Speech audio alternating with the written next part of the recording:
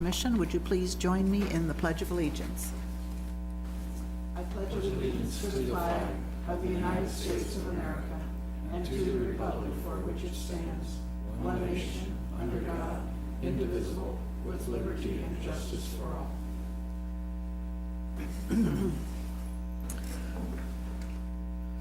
Okay, there's a little statement I need to read here at the beginning that has to do with our public comment policy. And for those wishing to speak tonight during public comment on a particular item, I thought I would highlight a few items based on the City Commission's public comment policy. If you wish to speak when you come to the podium, please state your name and address, and if applicable, the organization you represent. Only one speaker at the podium at a time. Please sign in at the podium with the sign-up sheet provided. So there's one there. A speaker is limited to 5 minutes. There is a timer clock on the dais, you see it right here, that will beep when your time has expired. A speaker's comments should relate to city business or to the agenda item of business. A speaker's comments should be directed to the City Commission as a whole and not to individual members. And once public comment on an item is closed, no further public comment will be permitted on that item. And so, the first item on the agenda this evening is petitions and cost shares for the Stonehaven subdivision. This is, by the way, a work session, so we won't be voting. But Brian Johnson, the city engineer, is making this presentation. Thank you, Welcome. Mayor. Yeah. Good evening, Mayor, Commissioners. Brian Johnson, city engineer. The item before us tonight is a future petition submittal for the Stonehaven subdivision, specifically the intersections of Miller Parkway and Amherst, and a future land transfer of parkland for tracks A, B, and C. And I have the preliminary plat that we can look at here in just a minute. Refresh all of our memories on what that future land is going to look like and what those park properties would look like. The intersection of Miller Parkway and Arbor Drive is not part of this petition submittal. That'll be at a future phase when they build out more residential. But what happens at Miller Parkway and Amherst obviously will set the stage for that Arbor Drive decision later. Tonight's discussion will provide direction not only to the developer but to Public Works staff on what you want to see in those petitions. And with that, we'll get started. Again, Stonehaven subdivision petitions, Unit 2. Agenda, so we're going to review the approved plat, which was before you just about a month ago. We're going to review the transportation impact study that was done with Stonehaven subdivision. We're going to review the intersection options at Miller Parkway Amherst and Miller Parkway and Arbor. There's a traditional intersection layout, and then there's a roundabout section layout too. Both of those were identified in the traffic impact study. Both of them have advantages and disadvantages, not only financially but in operations. We're going to review tracks A, B, and C. Those are the tracks that at some point could become city parkland. There are some specials or some costs that are going to be attached to that, getting infrastructure down there, roadways, waterways, or water mains and sewer mains. And then we're going to ask you for direction on the intersections, on some sidewalk work, and then also on the future parkland. That's the agenda for tonight. Again, I do have the preliminary plat, and I want to pull that up quick just so we get a big picture again of what this area could look like in the future, what the preliminary plat shows. Got the intersection of Amherst and Miller Parkway here, which is the petition that we're going to see in one of the discussion items for tonight. Here's the Arbor Drive and Miller Parkway intersection. Again, that isn't in the petitions that'll be coming forth, but what happens at Amherst will probably set the stage for Arbor Drive. Tracks A, B, and C. These are the parkland tracks, or the tracks that potentially could become part of the city and part of the parks. Future roadways here. This boundary here is all what's in the approved plat. And this is the AmeriCare area, these two lots in here, these tracks in through here. And I have that approved plat later in the PowerPoint so you can look at it. These here are going to get specials with them, with this petition. And the reason for that is we've tried to be a lot more comprehensive on the petitions like we did on Miller Parkway, where we know we're running a roadway through there, and at some point in the future, somebody's going to connect to that roadway. and we want them to help share that cost. Grandmere Parkway, as you all know, some of those subdivisions aren't sharing in that cost, and so we've tried to be a little bit more comprehensive here over the last several years about who's gonna use those streets and who's gonna use those intersections, and should they be paying part of that today. So this phase 2 actually does have specials associated with it. At some point in the future, those specials will be broken up amongst all of those lots. So with that, let's start the PowerPoint, and we can certainly work through the questions. Again, this is the approved plat, so this is that smaller piece of the bigger property. The bigger property sits over here, and you'll notice in the approved plat, there's 2 lots shown right here and right here in the preliminary plat that are not in the approved plat, and those 2 lots actually, very likely, they're right here. Those 2 lots very likely will be given to the city at some point as a trailhead for some easements that'll run down to the VMI track. So these 2 lots here, while they're not in this original or in this first phase, will come on board with the second phase. These 2 lots are part of the Stonehaven sidewalk question that will be in the petitions. This street here will be built in this phase.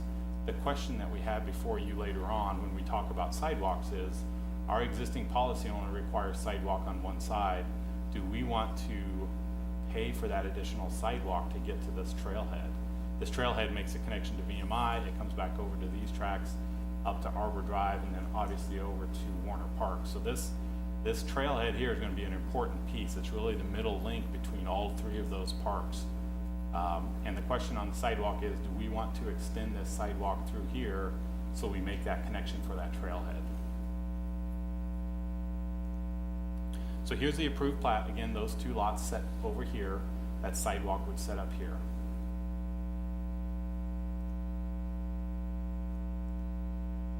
Here's our intersection of Amherst and Miller Parkway, and this is the one petition that you're gonna see in the future in one of the questions tonight, this intersection here. And all of these oranges are highlighted for property that are gonna help pay for that intersection. So you can see all of this property, all of these, everybody's gonna make a payment into that project fund. We can't see those other oranges. Okay, I mean, how can you make this bigger? Can you see them now? Semi, These yes. oranges? Okay. And they're not on our paper either, so I want to be sure that we see what's, huh? Are they? No, I'm just looking at the one I have. Oh. Okay, thank you. I see them, I saw them. Thank you. So the traffic impact study back when Stonehaven was brought before you a year ago. So the traffic impact study has turn lanes at Miller Parkway and Amherst Drive. That's recommended in the traffic impact study. Those turn lanes, east and westbound, are going to be a requirement of the developer. Turn lanes at Miller Parkway and Arbor Drive, also requirement of the developer. They were identified in the TIS. Amherst in the TIS should be a 3-lane section to the park track, to that track B. Both intersections of Arbor and Amherst will not warrant a signal for the next 20 years due to that planning time frame. That intersection, if it stayed what we would call a traditional intersection with turn lanes, will be stop signs north and southbound or those minor lanes coming up to Miller Parkway. Miller Parkway will be through east and west. So from the traffic impact study, the traditional intersection with the turn lanes, level of service 2037. You can see you got acceptable levels of service, A, B, and C. C is of course the left turn lanes, which usually have a little bit longer delay. We also looked at a roundabout option at that intersection also. That has the level of service A. Now I do want to emphasize, level of service is a measurement of delay at an intersection. It doesn't take into account any sort of accident prediction or any sort of accident counts. It's a level of delay. So as I pull up to that intersection, you can see here, they're anticipating about a 35-foot queue. So if I pull up to that intersection at peak hour, I would expect to be about the 3rd or 4th car in that line ready to make that left-hand turn lane. Level of service C is certainly acceptable. It's indicating there's going to be some delay there. I might wait a minute, maybe a minute and a half to get that left during the peak hour. That's not uncommon for a minor lake coming up to a major lake. 5th and Bluemont, 6th and Bluemont, 9th, 10th and Bluemont, all of those minor lakes coming up to arterials, they do see a level of service that's poor during that peak hours. That's not uncommon. We did look at a roundabout option, which obviously functions a little bit better just because you don't have that stop and that wait. Intersection of Miller Parkway and Amherst, so here's your yellow, again, all of the properties that would be part of that benefit district. This is what that turn lane section would look like. So this is that base project that the developer is required to build. Here's westbound, here's eastbound, northbound, southbound. So this is that base project. This is the turn lane project that's the base number that the developer is required to build.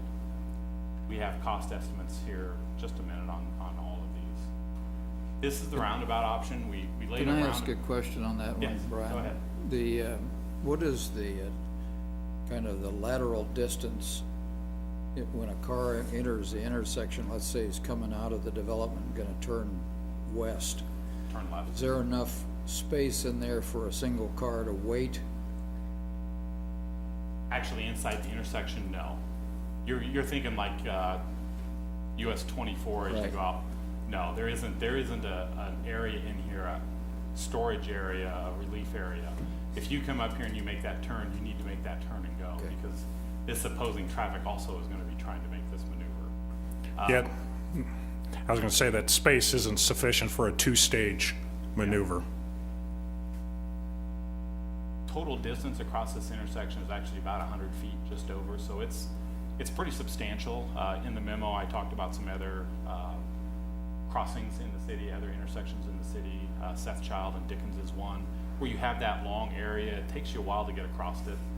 Crossing time is gonna be several seconds, so while the level of service is acceptable as a B and a C, this crossing distance is quite a ways. I mean, you're asking somebody to go across 7 lanes of traffic, which is gonna take a while, and as Miller Parkway gets more busy, our concern is that you're probably gonna start having some accident issues at this intersection. Again, here's the roundabout. Laid it out, so this is a single lane roundabout, 140 foot inside diameter, which is quite large. Single lane roundabouts usually about 100 to 120, so this is a pretty large one. You can see we don't need right of way, we're not encroaching on people's property. This is very conceptual, but this is how that roundabout would lay out, north, south, east, and west, with a real large inside diameter for truck movements. Ryan, on the Yes. previous one where Mike was referring to, Yes. we wouldn't consider a light or anything like that over there then? No, the traffic impact study does not indicate that there will be enough traffic generated through this subdivision to Okay. warrant a light. Not in the 20-year timeframe out to 2037. There's But just there- not enough, there's just not enough traffic. There's not enough traffic. Yep. But if they said something about a 2037 or something like that, is that when the anticipation that there would be more traffic by then? No, so in our traffic No. impact studies, we always look out 20 years. Okay. We look at today's, and then we look out 20 years. And this level of service is actually at 2037. So this is looking out 20 years. This is what we think that delay will be at that intersection. That's what the 20-year timeframe is. So back to Amherst, which is the area south of Miller Parkway now. That's this highlighted area here in the blue. This is the street and the stormwater portion. Traffic impact study again suggested or indicated 3-lane section to this parkland, to this track B here. And so that's 37 foot. Then we narrowed down to 31. By city policy, we have a cost share and anything over 31. So there's a real small cost share in the street from here to here. Here's the Arbor Drive and Miller Parkway intersection right here. Again, this isn't going to be part of the petition process because these tracks here have some work to be done on them before they come in. But this is certainly setting the stage for what that Arbor Drive discussion would be in the future. Here's the Miller Parkway and Arbor Drive intersection. So this is what the turn lanes would look like at that intersection, northbound or westbound, eastbound or southbound, and then the turn lanes in and out of the subdivision. Again, level of service was acceptable on this one also. This Arbor Drive level of service in the peak hour at 2037 did have a level of service F, so there is quite a bit of delay there, and it had about a 60, 70 foot queue. So, you know, during that peak hour, you're gonna be fourth car in line. It's gonna take you a while to get out there, but again, peak hour, that level of service on a local to a arterial is not uncommon. Here's the roundabout option at Arbor Drive. Again, single lane roundabout, about 140 feet. You know, it functions pretty well. In the level of service, it had a level of service. You know, it leads in there pretty good. There's not a lot of right of way that we need, or a lot of property we need to go by. Again, 140 foot ID. So what are the costs? So the developer is required to pay 100% of the turn lanes at Miller Parkway and Amherst. Estimate on that is right here at $500,000. City at large is zero. Amherst Avenue, which is the opposing lanes at that intersection, we've got about $100,000 cost share in that opposing lanes. So the roundabout option comes in at about 1.2 million, the 500 plus the 700. Now that's a net addition to the city of about 600,000, because we wouldn't build these turn lanes, and you deduct that off the 600,000. The question, really, what the discussion breaks down to is, do we want to take this 500,000 and do we want to build a roundabout? If we do, it's about a $600,000 net cost to the city. That's really the direction that the community, or that the developer and that I need. Again, Arbor Drive is about the same, about a $600,000 net difference. Again, Arbor Drive isn't on the discussion, or it won't be in part of the petition, which you'll see in about a month, but it's going to set the stage of what we do at Amherst.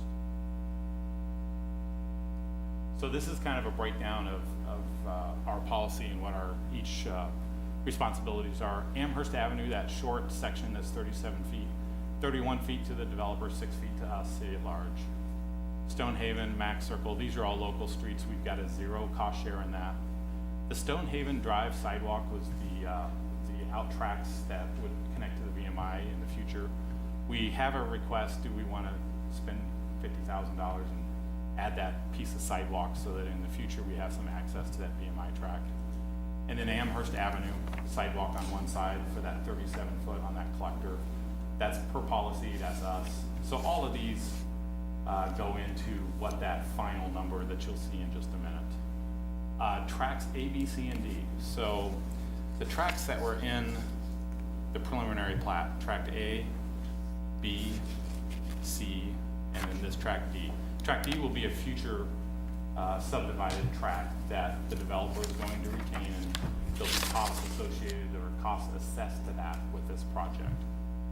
Ours, or the developer's intention to donate tracks A, B, and C as part of a park system, those would be our costs. When that property gets transferred to us, just like we did on Miller Parkway a couple years ago, when those properties were transferred to us as part of our park, there were specials attached to that for that infrastructure. I believe on Miller Parkway is about 400 to 450,000. This isn't too far from that. I think the estimate was about 600,000. I got it here in the PowerPoint in just a second. So total costs, track B. So this is the park tract, Amherst streets. So a cost share is part of those streets. Part of the intersection at Miller and Amherst, the base project, roundabout, part of a lift station for sewer service, because there's a lift station that sits just north of that park, sanitary sewer, water main, and sidewalk.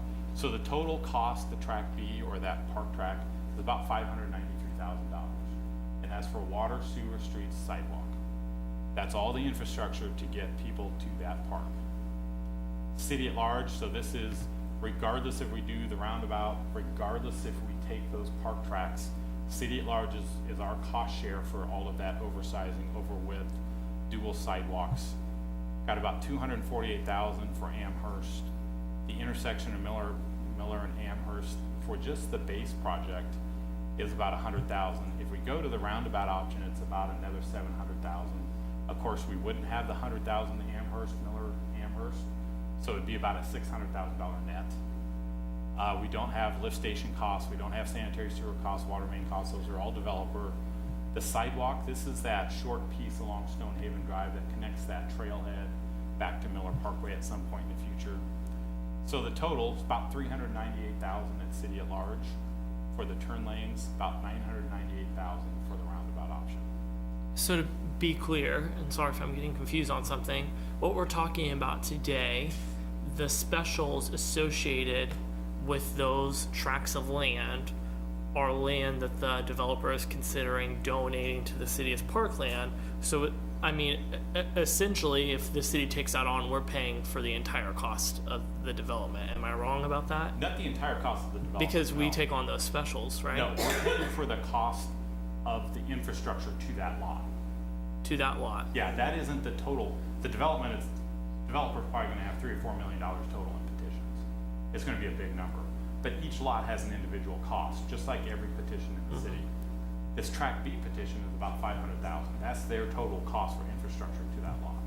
Okay. And that's all we're talking about tonight. Correct. Okay.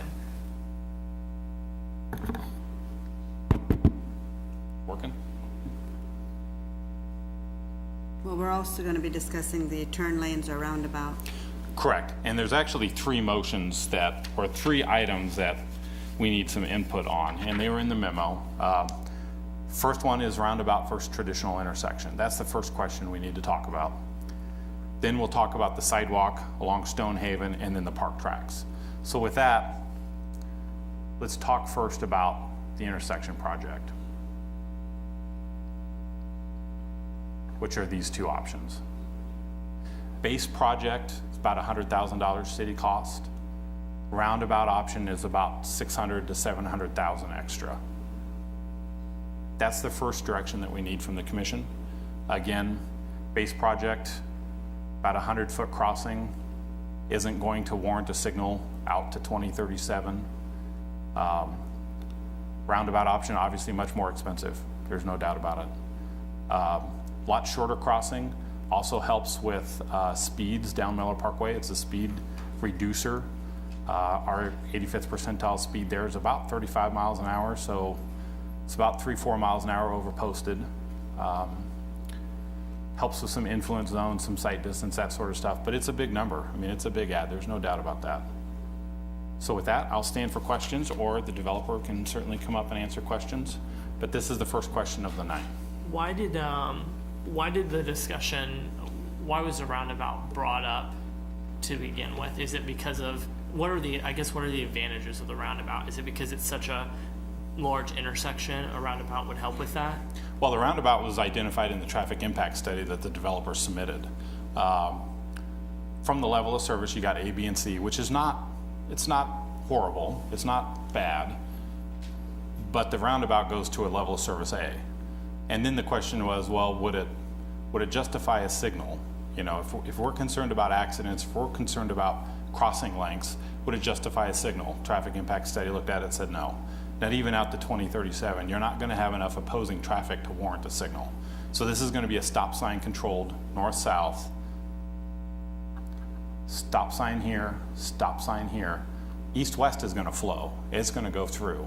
So the question was, well, would a roundabout help reduce those speeds, reduce some sight distance issues, reduce your intersection overlays or your gaps? And then would a roundabout function more better or more smoothly? And the answer was yes. So can you tell me again an intersection in Manhattan that doesn't have a signal that's that large? Seth Child and Dickens is that large. Tuttle Creek Boulevard and Walters Drive would be that large. It's going to be, I mean, as you can see, there's a divided median there. That divided median is about 22 feet. So Okay. Yeah. it adds it's basically 2 more lanes of traffic that you have to cross. Okay.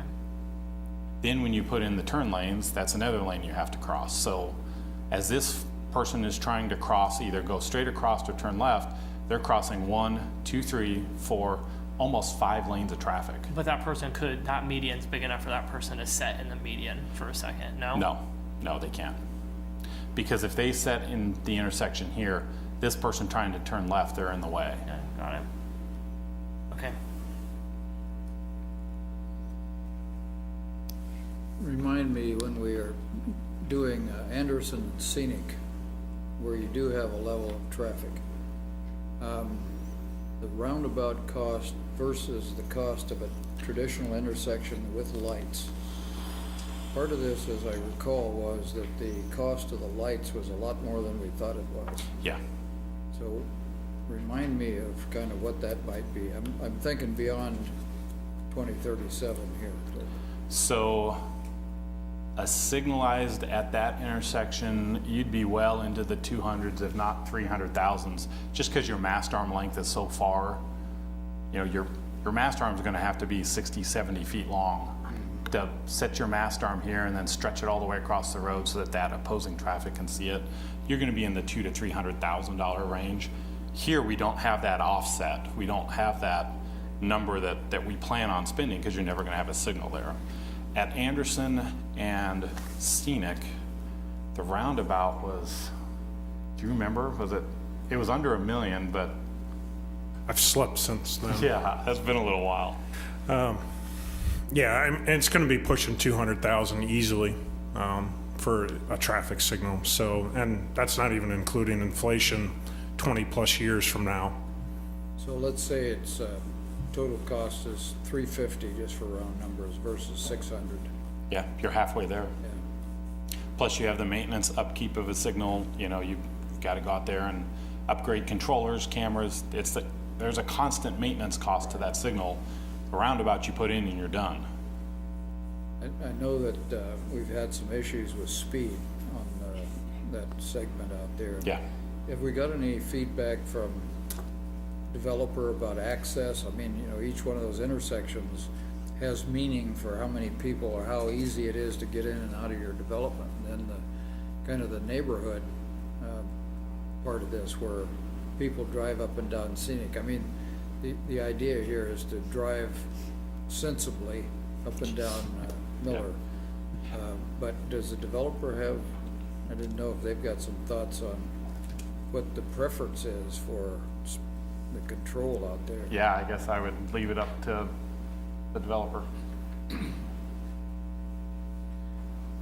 Well, commissioners, I don't know that we have a preference. You know, we submitted the traffic study, it provided two options, and we really kind of thought that was a question for you all. So I don't know that we have a preference either way on what the intersection looks like.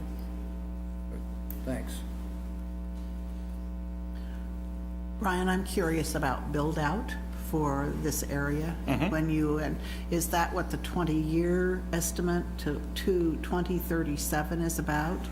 Or I know that, for example, that Colbert Hills was anticipated back in the late 90s to be a 20-year build-out, and it hasn't reached that point yet. So I'm curious when we will need this feature to handle traffic. So the turn lanes are warranted and required immediately once that subdivision starts, which it sounds like they're probably a few months out. The 20-year time frame is what's industry standard, and it's what's in our policy that you have to look at when you do a subdivision. Not only what happens to that traffic today, what happens to that traffic in 20 years. As far as how long they anticipate the subdivision taken to build, again, I would ask for their input. Well, if my crystal ball was that clear, I probably wouldn't have to be doing this for a living. I really don't know. We think this is probably 5 to 7 years for a build out, but that's strictly market driven, and you know, those things are kind of volatile at times. So I certainly hope we're done in 20 years. I want to be done in 20 years. No, I just wondered what. Thank you. There are intersections around the community that have been struggling for years. And when I look at a brand new area and something that is desirable versus, you know, so I'm just trying to weigh that. Thank you. As we were kind of putting our thoughts together a little earlier this evening, the comment around the table we were sitting at was that traffic congestion never seems to get better in Manhattan. So There you go. Mayor, I'll give you a quick example. I don't know if you remember, you might have been on the planning board at the time. If you remember when we put a traffic light at Venesta and Kimball, and we had a debate at the planning board back then, and we looked at the volumes, we looked at anticipation, and we tried to be proactive. And I took some criticism because we put a traffic light in, day one. And that's a little bit of what we're trying to do now. We're trying to be proactive with you. Brian's concerned about the safety aspect, the width of the intersection, and that's why we're bringing it to you now. Do we want to do a roundabout which has lower types of crash? The crash type is different, and the speeds are lower. And do we want to make that investment now? If not, we got to at least do the turn lane. So that's a little bit of the intent of this discussion this evening. And do we want to take those dollars that developer's required to build turn lanes with, and do we want to do something else? Very similar to your question about Anderson and Scenic. All they were required to do was put in turn lanes. We captured those dollars and we went and built a roundabout there because of all those issues that you brought up. I think I'm sorry, were you done? I have another question. Okay, go ahead. I do want to ask about the proposed method of assessment to the subdivision and the individual lots. And are specials proposed to be assessed equal share per lot or a share per lineal feet? So all of the petition estimates are based on square foot of the lot, which is the most equitable way to do it. It also gives us some advantage in the future when those other phases come online. We can break those costs amongst all of those other lots in the future. Okay, by square foot? All right. Yep. Okay, so when we were looking at Scenic and Anderson, the first option was the traffic light. Correct. And I remember Commissioner McCullough, then we revisited and we had lengthy discussions for months about the roundabout, and I don't think we clarified it until the new commissioners came on at that point. So that was a lengthy discussion about safety and T-boning, but that's also a very high traffic area. This Correct. is not at the same level. I think I'm kind of stuck because I hear you saying this isn't a high traffic area, That's correct. and I hear you saying we can't put a traffic light, and the other two options are the turn lanes and the roundabout. Why can't we go with traffic lights? If I don't see enough traffic there for a roundabout, and I think that's what I'm struggling with. To invest $700,000 to $900,000, I don't see that being a danger zone of some kind. Yeah. So I do understand Dickens and Sethchild, and that is high traffic. Yeah. And this is, I don't see I didn't hear you say it was going to go to that level of traffic. I think Dickens and Sethchild could probably use something different than what they have for some of those lanes. So this isn't going to warrant, so when you install the signal, you have 8 warrants you have to meet. The first warrant is how much traffic volume you have, and it's 10,000, 12,000 vehicles a day before you start looking at it. There's all sorts of other things in the warrants that you can look at, but that's the primary one, is just the volume. We don't anticipate Miller Parkway having that kind of volume. A lot of that is because areas west of here we think are going to go west to Scenic and then go around. Now there's about 4,000 to 5,000 vehicles a day on this roadway. When we took counts back in 2016, when this project first came about, obviously with the houses going up there, I'm sure that number's higher today than it was then. Is it going to get to that 12 or 15,000 to start looking at a signal warrant? We don't think so, and neither did the traffic impact study. If we were going to put a signal, let's say, how much would that typically cost? I think that goes back to Mike's question, about 200,000 to 300,000. Oh, that's what he was saying. Yeah. Okay, I thought he was talking about, so there or here would have been 200,000. This one would be a lot more because just the length of the crossing, your mast arm has to be so long. If you're just in a single lane configuration, they're 150 to 200,000. Okay. That clarifies it a little bit more. I'm tending to lean towards the roundabout, mainly because of the space from one end to the next. Yeah. That's our concern also. And you're saying we don't have enough points for the data points for the Enough traffic warrants, lights. yeah. And even if we did, that signal cost would be on us. Right, We'd okay. have to kick in that 250 to 300,000 to do it. Okay.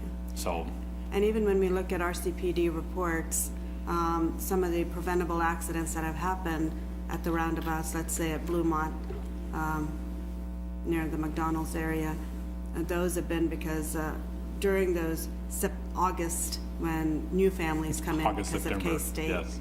And so we've narrowed it down. Data has shown specifically when to anticipate those types of accidents for people that are not used to it. Yeah. But I don't see the same type of data at Scenic and Anderson as far as the preventable accidents happening. and back to Rob's point, those roundabout accidents are sideswipe, they're bumping. Right. Bump. It's not head-on. They aren't going to hospitals. Right. These type of accidents that are gonna be T-bones, those are gonna be injury accidents. Yeah. That's a concern to me here. Yeah. where it would be. And our 85th percentile speed, we took it back in 2017. So 85th percentile speed is 85% of your vehicles are going that speed or less. It's about 35 miles an hour, which is, that's a pretty significant impact at 35 miles an hour. And trends are showing there's more roundabouts these days as far as Correct. traffic, controlling traffic and safety. People understand them better than they did 5 or 10 years ago. Yeah, absolutely. Thank you. Just one question, just to put in perspective. I know you gave the feet, but that doesn't always register with everyone. Size of this roundabout in comparison to the one at Anderson?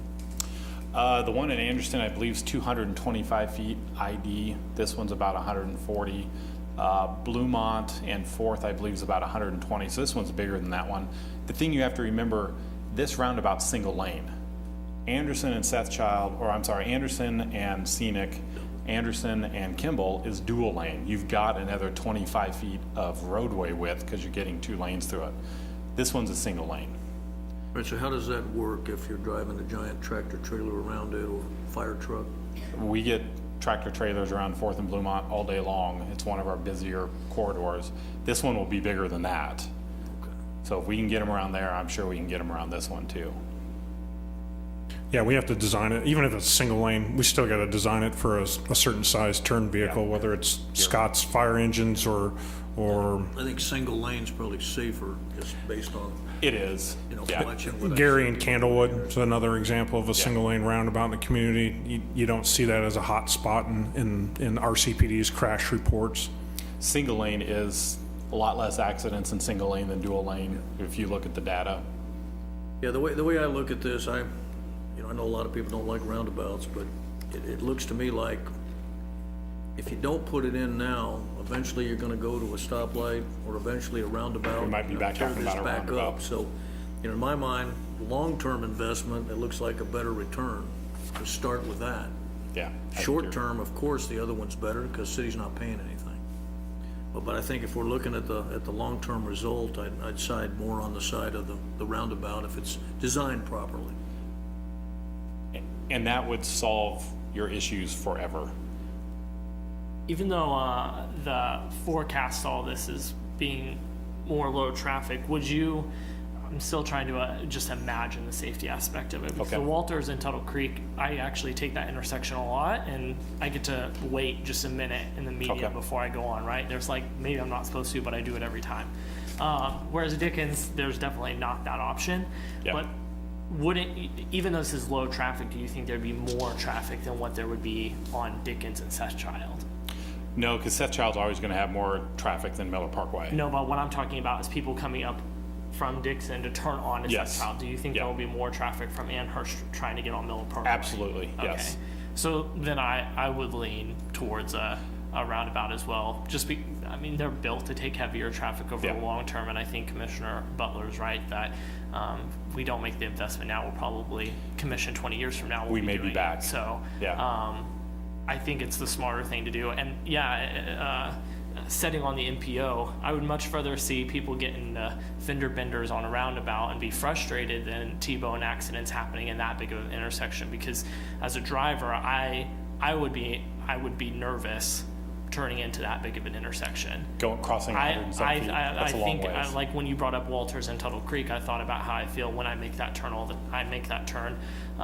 at night, and I would feel incredibly uncomfortable if it wasn't for the fact that I knew I could set in that median for halfway and just a look. second. Yeah. Yes. And if you don't have the option of that, then I would lean towards a roundabout as well. And that's an intersection that begs for improvement. Walters, Walters. you're gonna see something next week on that. I mean, I don't know how long, I can't say, I don't remember how long we've had that one, but it is an example of something begging for a solution. There'll be something in your commission pack up next Tuesday. I wanted to ask if on the new side of this intersection, there is any commercial development at all? I believe, and I guess I would defer to Eric, I believe it's zoned commercial south of the intersection, correct? Amherst and Miller Parkway? Yeah, there's, I-5.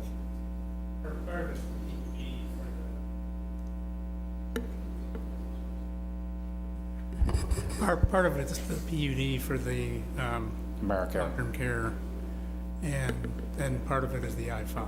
So these are I-5, Eric? Right, except Yes. And then these are the AmeriCare. No, I'm just thinking about other roundabouts that we have approved at major intersections, and that the commercial surrounding areas have had a cost or a revenue of some kind, and I just wondered if, I didn't want to overlook that in this situation, to see if there's a possibility for revenue. So, yeah, yeah. And the answer is? There's no commercial to the south as of yet. If there was, I know there isn't yet, but if there was a rezone, you certainly could ask for that. how do you do that? When they come in to rezone it, that's when you have that Then you discussion. put that requirement. Yeah, Okay. correct. No. I voted for it. Okay. If it was rezoned to commercial, you could certainly ask that at that rezoning, At that time. at that time. So it won't be too soon, it won't be too late, that's the right time. Okay. That's when we All need to right. have that discussion. Okay, And I agree with that philosophy. yeah. Yeah, I think for safety and looking to the future, I think the roundabout's the way to go. I'm not a big fan of the roundabout, but I think in this case, because of the distance between the east and west lanes, it just makes sense to do it. Do you want to take questions from the public, or should we Yes, move to for the sure. next? Should we move to the next If you're item? through with your presentation. I'm through with this one. We and if have the other ones. All right, if the commission has no more questions, I got two other questions. Do we want to do them Well, all now, or but- do you want to? I'd like to hear from the developer on this, or have we heard already? Yes. We have heard. With regard to traditional intersection versus roundabout. You've had, Well, as I said, we really did not have a preference. We thought that Okay. was a decision for the Okay. commissioners, and, you know, maybe take into account some of the other factors that are going on in this neighborhood besides just our development. So I would support your decision either way. I don't think we know what else is happening here. We're pretty focused on just this intersection. Do you want to focus on the other two questions, or do you want to Yes, take? no, I want you to go on. Okay. Unless there's, well, why don't I ask if there is public comment while we're focused on this, and if anyone wishes to come forward, now's the time.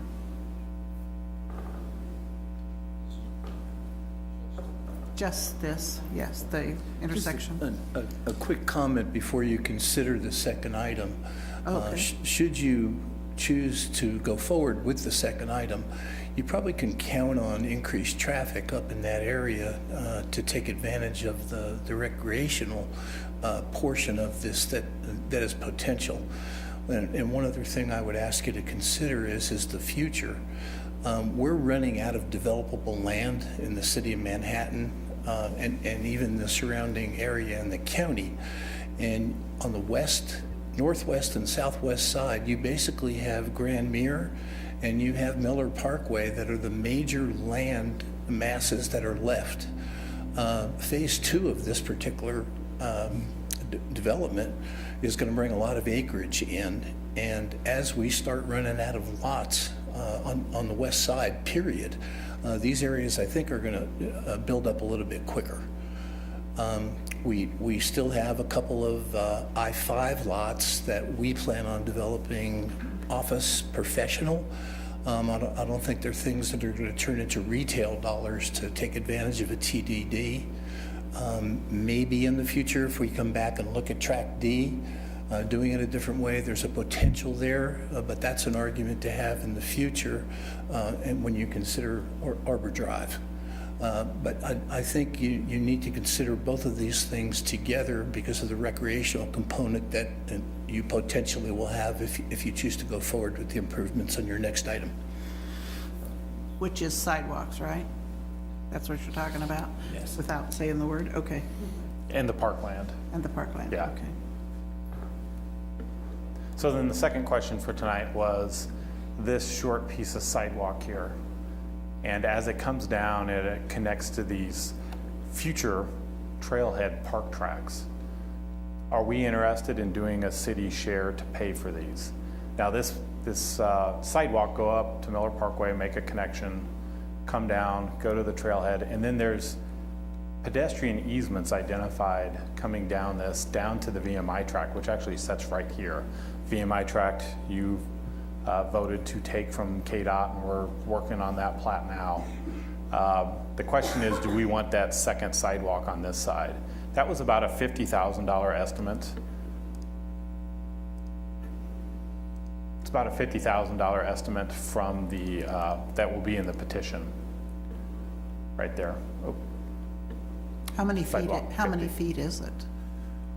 oh, that's a great question. I mean, it looks long. Yeah, it is. It's a bargain for 50,000, It's right? quite a ways.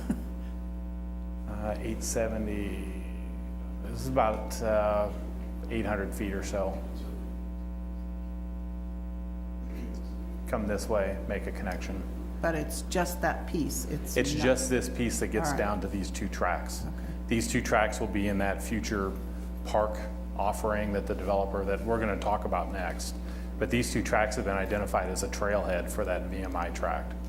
Can the developer put the sidewalk on the other side of the street, the side develop- that we're talking about? The developer's required to put them on one side. Right, We're asking, do we wanna put them on the opposite side? yeah. Okay, My answer is yes. so 2 yeses. Yeah, same, I think we gotta do that. The long-term Okay. plan for that VMI area has gotta be including that. Then the third and final question tonight then is basically around the future park tracks. This track A, B, and C. Again, track B has estimated about $550,000 to $600,000 of future specials on it. It's about 14 acres of park track, if I remember correctly. It's got a very large lake on it. We discussed all of these back when this was zoned. If we're not interested in these as future park tracks, if that number is just too high, the developer needs to know, because they need to figure out how they're gonna pay for these tracks and whether they divide them up and do, walkout basements on them or whatever they wanna do to try to offset those costs. As far as a park track or park input, I would look to Eddie to ask his opinion on these park tracks. But the discussion since day one has always been these tracks becoming some form of a park and having some amenities in them, whether they're trails going through them or benches, those sorts of things. And that's what we're here. That's the last item for tonight then is, are we interested in taking those as parks? And if we are, then there's that price tag that comes with them. Are they interdependent? Do we need all three of them? What do we need there for a park? So the stormwater for this area comes down, runs through track C, is cleaned through track B, and then down to track A. So it's kind of like Prairie Lakes. They're a chain system and they all work together. The answer is, we probably do need all three of them together to work together to keep this pond clean, because the goal is to keep that as clean as possible. Right now, it's crystal clear. You can see I a long remember it ways. being very, Tract A also Clear. is going to have some parking. We've looked at putting some parking stalls up here so you can park here and then walk down through your trails and back around, because Tract B just doesn't have a whole lot of area for parking on it. So this Tract A would have some sort of parking on it. for the park. For the park, correct. Has the Parks and Rec Board considered this at all? Yeah, the Park and Rec Board did consider it back in late 16, early 17. Yeah, before this came to the commission, Parks Board weighed in. They were, very ecstatic about having this piece of property. Was that before, did they know that there would be a special cost associated to it at that time? We didn't discuss any special cost, special assessments or anything with that park board at that time. They just considered the parkland and the benefit to the community for the parkland. And again, kind of would be envisioned would just be trails that would be around, loop trails around those 3 different tracks, maybe a couple miles of trails, a combination of soft surface, concrete trail. We've given you prices on trail before, any place from $15,000 to $25,000 a mile, depending on if it's soft surfaced or concrete. Also considerations, some type of fishing dock, similar to what's out at Jerry Dishman Lake right now, to be able to get people to that lake. That lake's very special. It's not something that we have in the community. The lake out at Annenberg is used a lot. That's our urban fishery that we have. This would really provide a nice amenity for the community as well. So improvements, couple miles of sidewalk or a picnic shelter, some benches, dock on the pond, some parking. That's really what we kind of see occurring, which maybe a couple $100,000 of improvements over some time. Do we think that it's worth the Parks and Rec Board reconsidering, knowing now, I mean, that's a lot of money in specials to essentially write off. And I think that if this was free land, like the VMI track, I think this would be a different conversation, but it's not. So do you think it's worth them re-exploring that with that in mind? Is it worth it? I might make their consideration a little bit different. We typically don't use that financial aspect for their consideration of accepting that parkland or not. We haven't, but we certainly could take that back and give them that information at our next meeting. No problem. I don't know how the rest of the commission feels, but for me, it is quite expensive piece of land, and it's hard for me to say either way at this point. Not like what was the plans with it. I just found that out, like what your general ideas about it were just now.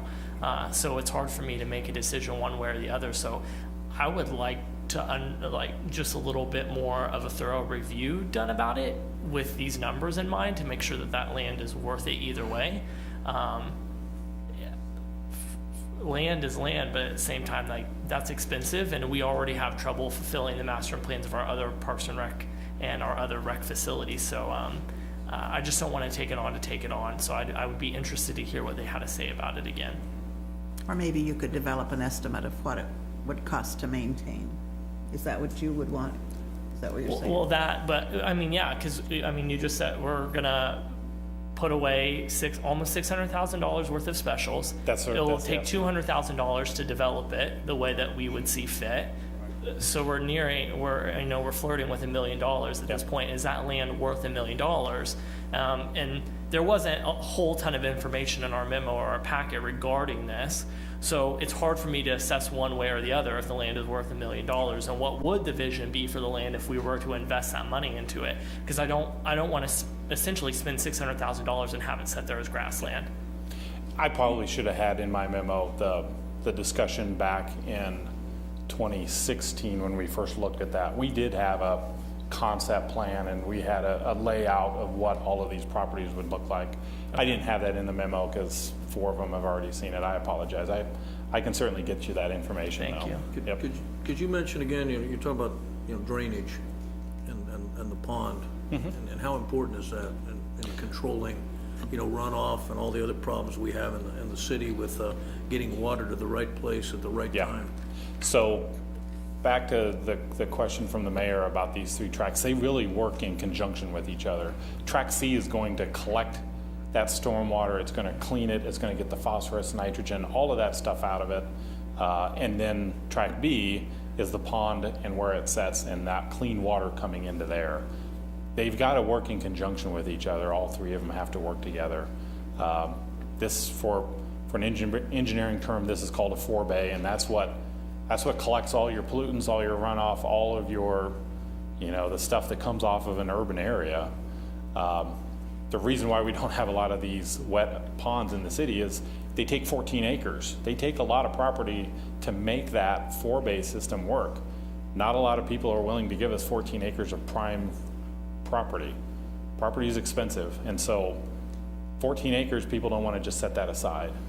This is a scenario where they can set that aside, where we have that property, we have that ability to build that system to keep those ponds clean. Yeah, so see, that's why, I understand the cost of this from Park, but I think there's this benefit in the way we handle stormwater that's gotta be factored into that, and if we don't take that, then the developer is gonna put buildings there. Absolutely. And we're gonna have a bigger stormwater problem, and that's, one of the issues where we overbuild and things like that. And so I think that fits into, making it a little bit easier for stormwater, if I'm right. Yeah. There's some benefits there. Yeah, there's Because eventually we're gonna have to do more then. There's, correct me if I'm wrong, Brian, I believe there's volume in track B, Correct. above the static level that's intended to control the rate in which we release the water, Down to tract A. Yeah. Correct. What is below these 3 tracks? K18, so this is the K18. on-ramp to K18. So that would be Comes drained down Stag Hill right-of-way then? It actually goes down, down to the VMI track and then crosses, Right, correct? yeah, okay, thanks. Yep. And the developer is working on, before we would accept these properties, the developer is working on a permit for this dam. They're working through Kansas Department of Ag now, so we wouldn't take that property until we have a permitted dam. Is the lay of the land a meadow? Is it Yeah. treed? What is it? I can pull up an aerial. Yeah, it's an open You meadow. can tell me, I just Yeah. wondered. Yeah, it's an open meadow. Okay. Oh, is this a place where we can have disc golf, maybe? Just a thought. I slept through disc golf day in engineering school, so I'm gonna turn that over to Eddie. Is it basically, Is this a place we can think of a 18-hole disc golf? no, I wouldn't think so. No? The acreage that would be required is not significant enough. I think Warner Park is represented as 24 to 36 acres that's being utilized for potential expansion of 18. And obviously, even the 14 acres, substantial amount is lake. So Okay, I don't think it'd be a location. just thought I'd give it a shot. Yeah, I think there's been good points made here. I think even though, I want to know, is the maximum 600,000, is that what we're looking at when we say specials, up to 600,000? Like with every petition, that's a maximum amount. Okay. If it comes in, at 2/3 of that estimate, then that number is 400,000. Right now, and it goes back to Commissioner McKee's statement, we didn't have a real master plan because we weren't sure if this project was gonna go forward. When we come back with petitions, we'll have a lot better idea of what the overall area is gonna look like. But because we didn't have a project, we haven't done a whole ton of analysis on it. I think it's worth looking at. I don't, by the way, for the sidewalks issue, I was on board as well Okay. with the rest of the commissioners, so that was not really a big issue for me. But this one, I think it's good to look at more options for it, but I agree. I know, and I saw Rich wave his hand when we were talking about development to see what they might have in mind for it. But with all the concerns we've had about stormwater systems and water and everything else, it would be, if we can control some of that, that would be better. So I would be more comfortable if the city was in control of those Yeah. 3 tracks, I think. So that's where I'm at. I think we can discuss the details a little bit further as we go down. Can you, maybe Rich has a comment. Should I turn it over to the developer?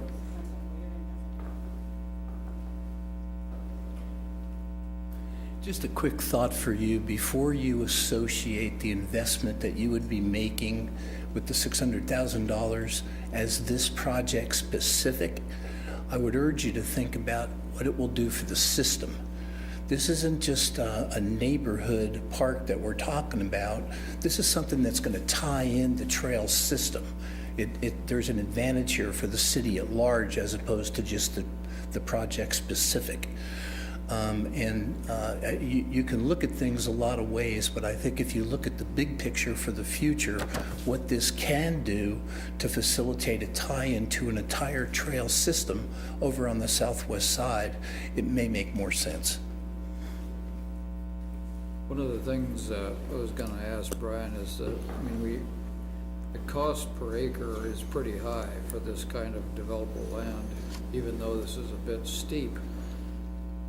But that's gotta be part of your calculation. In other words, the developer is giving the city 14 acres. several acres here. Yeah.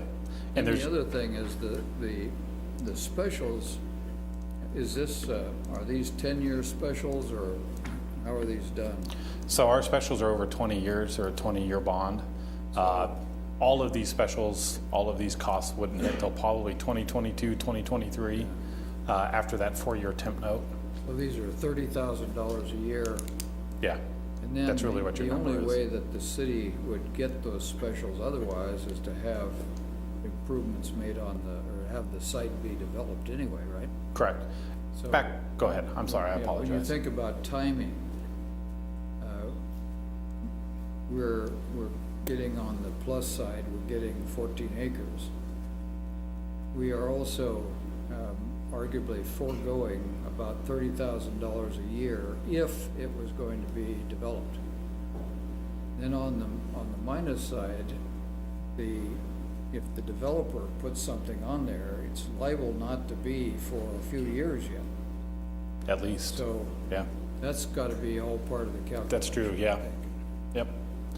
Back to Rich's point about this being the middle point or the keystone, Warner Park, Lee Mill Park, VMI, you can see the connection between them.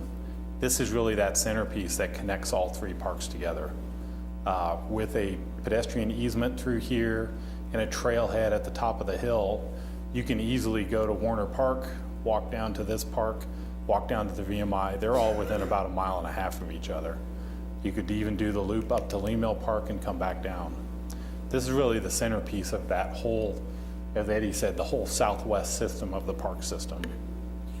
Does that eventually give you the capability to put vehicular access down to VMI through there, or is that still impossible? We looked at it several years ago. It's awfully steep. 15, 20, 30%. It looks like a Jeep road. That's about what it would be. Zip line, all sorts of adjectives we could use. Well, I'm generally supportive if you need that kind of response from me. Okay, thank you. I'm generally supportive. I don't want to spend the money. And I'm not interested in doing it before it's time or before we need it. I want us to spend the money as we have some priorities that have been long in the making that we're just barely able to bring on board. And so I just want to be sure that this is the appropriate thing at the right time and not put it in now for a build out that's not for 20 years. I want to be sure that we're on track. And I don't know what their build schedule is. Obviously, we wouldn't take these tracks until that build schedule was complete because of the dam permitting issues, all of the construction issues. We wouldn't take that on until that process is done. The direction that the developer needs is if we're just not interested, he needs to go make a different plan. I just have some concern about and also about the continuing maintenance budget for Parks and Recreation as we bring on park after park, and I don't expect an answer. I don't think you have one. At least I can't come up with one. But I just want to, we're reaching should be reaching a point that we buckle with budget issues, with budgetary issues, and next year, just the worry of the economy for next year, or the year after. Next year probably maybe more critical. Maybe not an answer, but all the Yeah. master plans that you'll be looking at, Roger Schultz Community Park, City Park, Warner Park, we're making sure that we do include a land management plan, the maintenance aspect to all those master plans, because we want to make sure that we are providing an answer to that question. And so that we have a managed approach to these properties instead of just gathering them up and then trying to figure out what to do. So I would agree with you completely. What is it about this pond that you would be able to do? Like, there will be no flooding here, right, at this pond? Okay. What do you anticipate doing with this pond that is unique? Do you expect to have a fishing pond? Do you expect to use it as a detention pond? It's crystal clear, and what will we do with it? From a stormwater perspective, the majority of the stormwater will be in Track C and Track A. Okay. We're trying to get the water going into Track B as clean as possible. Sure. In order to clean it, it takes space. And Track C doesn't have all the space that we need, so some of it will be bypassed down to Track A, but there will be a stormwater component in Track B. The goal of Track B, it's a spring-fed, crystal clear lake today. Right. The goal is to keep it that way. Yeah. And that's why we need that linear length of 14 acres so that we can clean that water before it comes in. What Park and Rec does with it, I think they've got a whole lot of different things they'd like to do with it. What will we do with it? Fishing aspect, it will be nice to have I would agree, a pond that's we're not gonna lose all our fish out of every few years. To be able to have a place, it's fun to see kids at Annenberg in summertime that are on their bikes and are fishing. I mean, people that can get there and families that can enjoy that, free, easy access, here in town. We don't have very much of that. It's even a challenge to get to Wildcat Creek in town and park and fish. So, and I would gather it's a great fishing spot, and I would imagine. I don't want to tell you how good it is. I know that a lot of people have been chased out of there by sneaking on because they knew it was a great fishing spot. So How deep is it? it's, I believe, we talked about 40 foot that it's. 23 feet. And how deep is Annenberg? Oh, before Less. it's flooded, it was. Since the flood? It was 10 or 12 feet deep. Pardon? It was 10 or 12 10 or feet deep 12. in different spots. So this is deeper? Okay. Double. Yeah, in different spots. Okay, sure, it's uneven. Okay. A spring-fed natural pond like this, people that fish really look forward to something like this. It's a bet. treat to be able to fish in a spot like this. I'm looking forward to it. As opposed to the Kansas River, right? Sure. Okay. I'm not going to weigh in heavily on this one way or the other because I feel like I'm missing a little bit of information that maybe the rest of the commissioners are just inherently were a part of that I wasn't. I will just know that maybe I would feel, it feels like to me that's a really expensive piece of land, and we're offloading a lot of costs for the developers through that special.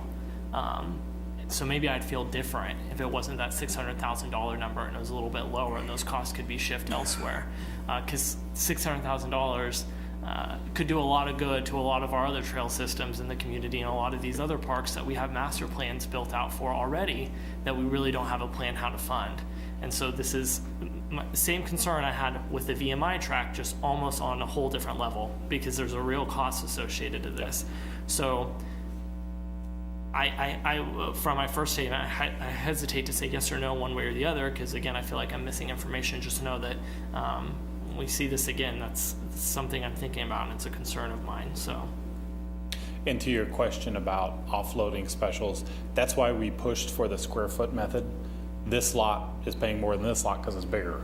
We didn't want to do shares where each person has a certain piece. We wanted to do square foot so that every square foot of that property, whether it's a residential, whether it's an I-5, whatever, you're paying the same cost per square foot. And that's why we went with that method, or I think that's why they're going to propose that method. That's why discussions with the legal staff has been, that's the fairest and most equitable. That's why we did it that way, or that's why we're going to propose it that way. Okay, I just have slight hesitation. It's a big number. Someone gave me a BMW, I'd be really excited about it, but it doesn't mean I can afford the insurance on it. Or the taxes on Exactly. it. Yeah. Yep. I'd like to hear from Neil Horton again. I think he has something to contribute with regard to Jared's concern. Yes, Commissioners, I wanted to, I guess, offer a comment that as far as shifting those costs somewhere else. I mean, we're looking at a citywide park here, and we just showed a picture there that showed how it was connecting several other parks to cover a wide area of the city, and really we're providing spaces there for cars, you know, and anyone could drive up to the edge of the park, get out and enjoy its uses. And when you talk about cost shifting, the only place to shift those costs to are the individuals who are going to reside right within that subdivision. And so you're really funneling all those costs down on a few where many can come and enjoy the amenities someday. So I think you need to keep that in mind as you're thinking about how do you spread those things out and make sure that there's an equitable expense to everyone that has the opportunity to enjoy it someday. Thank you, Neil. I appreciate that contribution, but I would like to ask Eddie as a follow-up question to your statement. Do you envision this as a community-level park, or is this more a local park? Well, having the parking access to it and the amount of roadway that's associated with it, sure, it's going to be something that I would expect the community, it's an amenity that obviously No. you're not. You know, we have community parks that are the larger ones, and then we have smaller parks that are, so will we label this a community park? Well, I have trouble getting there, so that's why I'm asking. yeah, you know, a destination park where you can go to and you could spend several hours, if not the day there. Yeah. This park has that potential because of the unique fishing amenity that's there. Yeah. I think it'll be important, there needs to be a little bit of a planning effort with this to understand where trails would be, so we can understand you know, the best location for those, and to interact with the community on what they would like to see. When you put that parking lot there, you put anything that's going to attract people to that park, you're going to want a restroom there potentially. And when you put a restroom there, that definitely makes a park that you can spend more time at. And so it becomes more of a regional park. It becomes more of a community park. It's a different park than a Seco Park or a Annenberg Park, because those are programmed places, programmed spaces. This is much more of a natural area, but again, with 2 or 3, you know, a couple miles of walking path, I think a lot of the community is going to be able to come and enjoy it. I think it'll be important to be able to put some picnic aspect there of it, to be able to come and spend a bit of the day while you're fishing, your kids are fishing, and to have that picnic and to be able to walk those pathways, whether you use it to locate at and walk to Warner or walk to VMI. I think it has a lot of regional attraction to it. And at no point would access be restricted because of the pond. Is that correct? If they donate, or if they deed it to us, it's ours, just like City Park is ours. Yeah, I'm just And they're expecting they're that public roadways, they're public streets. that it would be an accessible park and not a privileged park. The Okay. way roadways are being designed to be able to handle a lot of traffic in there, I think we're definitely going that direction. I think this addresses that problem when we were talking about the VMI track. The folks didn't want people driving cars through their area to get down to the trails, and this is a solution to that, because they can still drive, and I think the thing's essential to making the whole trail network work.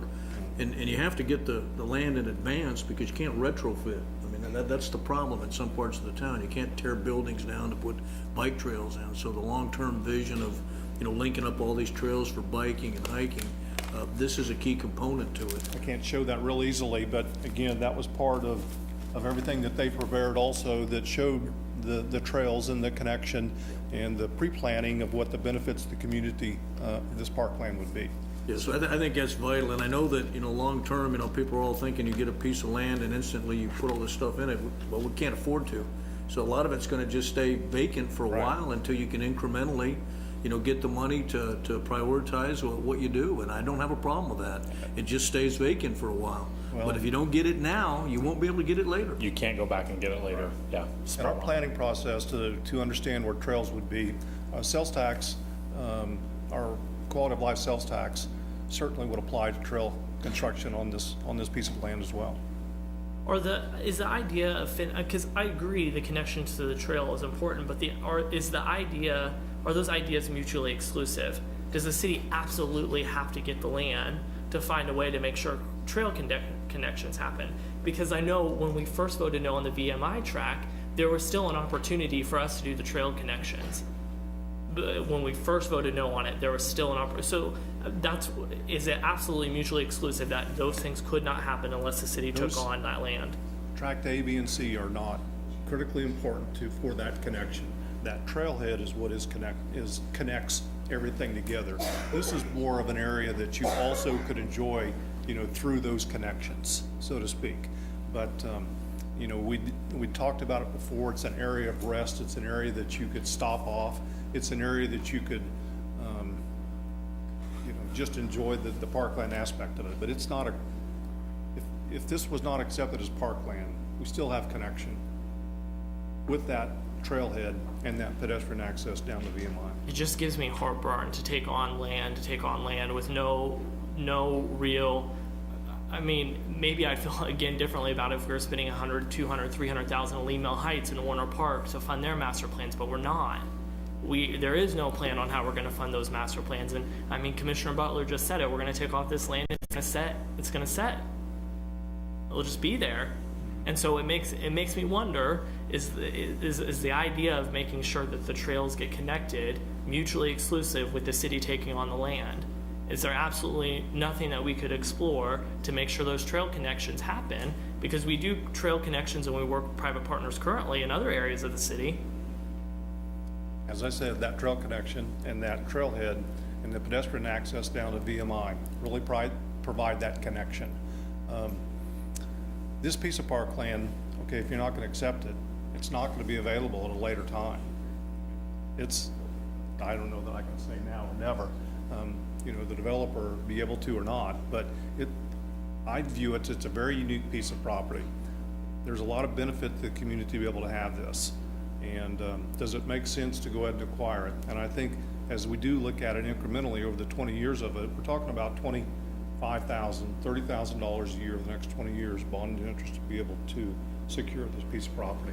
And the $600,000 of specials that we're essentially writing off. Yeah, it is. And that's what it would be. And that land just appreciates. I mean, if we're talking about 14 acres and 600, let's even say $1 million. I think when, we just heard earlier, we don't have land to waste. We don't have too many options as far as parkland or developing land, residential land, commercial land, whatever land you want to speak about. We don't have that many options. So I'd rather have this under city control right now when we can get it, and then figure out how we're going to handle it. There's no sense of urgency except to take what is given at the time that is offered, because we may not get that opportunity once again, and then we can work out the details. 14 acres is about 650,000 square feet. It's $1 a square foot. Yeah. So I think Okay. I don't have an issue with the discussion and the number 3 as far as the 600 Okay. at this point. Okay, thank you. So just to recap quick, yes on the roundabout, include that in the petition cost. Yes on the sidewalk, include that in the petition cost. And yes on the parkland. Is that correct? Okay. I guess I would ask the developer, is there any more direction that you need or any more questions you want to ask?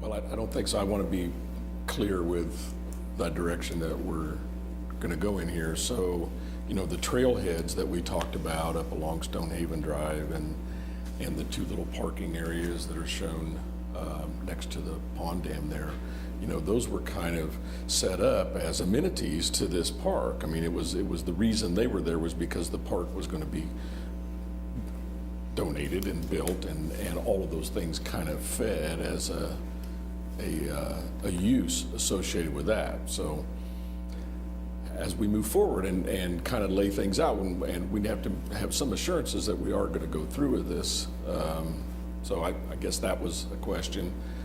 I guess I also want to point out that, you know, the expense is not in the land. The expense is in the improvements that it takes to use the park. And so the land is free. The improvements that allow you to take full advantage of that free land is what you're paying for.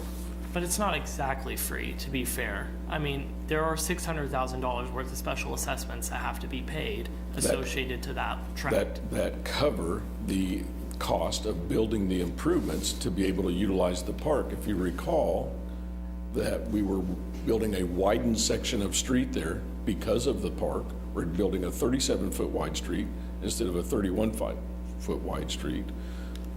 You know, some of those things are in place so that the park can be fully utilized. It's the improvements that are being is where the expense is, but the property is free. Stormwater and everything else is Yeah. what we're All talking those, about. The all specials those, come from the all those infrastructure. uses that roll into the unique aspect of the property is what you're paying for.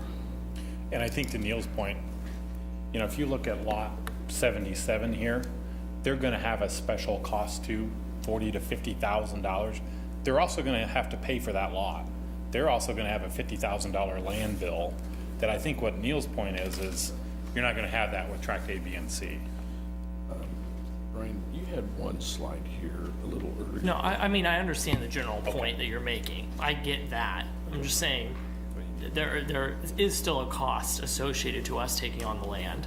Whether that's good or not can be There's a argued, number but attached there to is a it. number Correct. attached to it, and I Yep. want to make sure that the public at large knows that. Yep. Yeah, and it's my understanding that those kinds of costs for public spaces, whether you're purchasing some property or whether you're doing similar things as far as building improvements to take full advantage of them, is something that the city has done in the past. So it's not like we're clear outside the boundaries of how these things have been handled in the past. Yeah, I don't know. Yeah, no, I agree. I'm just first year on the commission, and so I'm going to question it every once in a while. Okay. Thank you, commissioners. Thank you, Brian. Thank you, Neil. Okay, we'll draw a close to this item and proceed with the next item on the agenda, which is the street maintenance and safe route to school sales tax. This is the third quarter. We've asked for, with this brand-new sales tax, we've asked for a quarterly report, and Rob Ott, the Director of Public Works, is here to speak with us this evening. Thank you, Mayor. Thank you, Commissioners. So just quick recap before I go into these 10 or 11 slides. There's really three funding sources that make up our street maintenance program. First is general fund, the street sales tax, which the community approved roughly and started about 15 months ago in terms of collection. And then gas tax. Those are really the three primary sources that we have that make up our street maintenance budget. And I'm just going to kind of give you an update. I don't have lots of decision points, unlike the last item. I do want to point out Jeff Davis is here. He's my street superintendent, and he's the one that runs the crews for everything from fixing potholes to cleaning out storm inlets after storms and so forth. So starting off here, kind of what has city crews do. One of the low-cost techniques that we use typically in the spring and the fall, and I think in my memo I provided a little bit more detailed why we do it in the spring and fall. That's when the cracks are the widest. It's when it's colder. It's when we can still get the material out of the machine onto the roadway.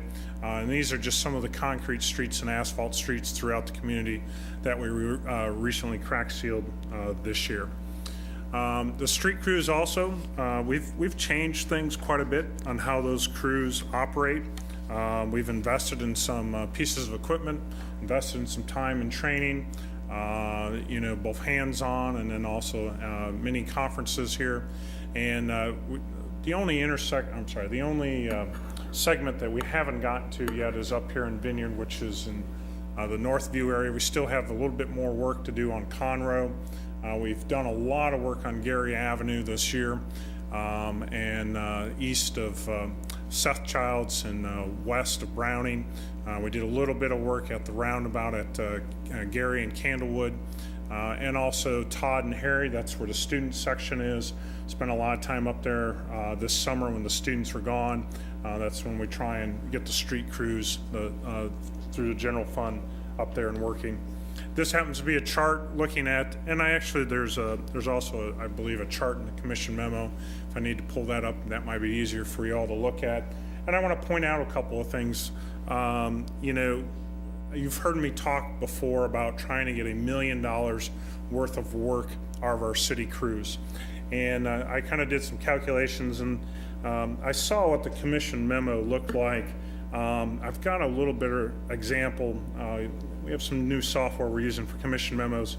Of course, I think equations are like poetry, so this is a little better looking equations. And what I went through in this iteration that's in the commission memo, and this is a little bit more in algebraic format, but I basically took a look at what our 2018 bids were and how much square yards we had in that bid.